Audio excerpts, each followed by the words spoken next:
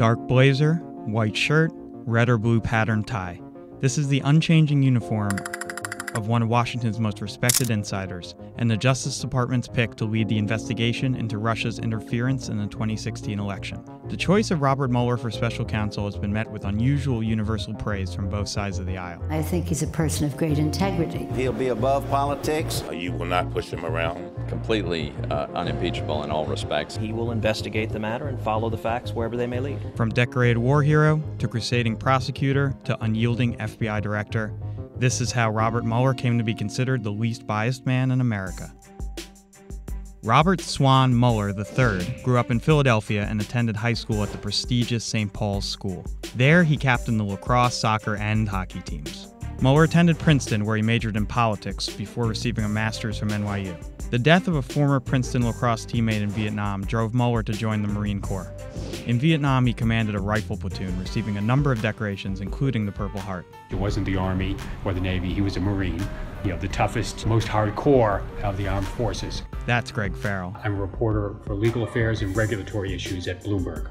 After getting his law degree from the University of Virginia, Mueller rose quickly through the ranks as a federal prosecutor. As chief of the Justice Department's criminal division, Mueller oversaw several high-profile cases, including Panama dictator Manuel Noriega, mafia boss John Gotti, and the Lockerbie bombing. Mueller had a quick stint in private practice, but it wasn't for him. He quit his job as a very highly paid, white-shoe law firm partner to prosecute homicide cases in the nation's capital. That's the dedication that you could see there.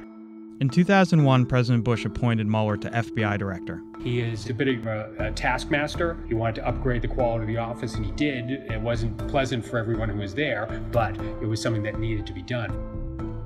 The FBI changed markedly under his leadership. Exactly 1 week after starting in 2001, the September 11th attacks happened. A lot of people viewed him as being a very steady hand after the 9/11 attacks. That's Chris Strome, Bloomberg national security reporter. Reshaping the FBI to become a counterterrorism agency and also building up cybersecurity.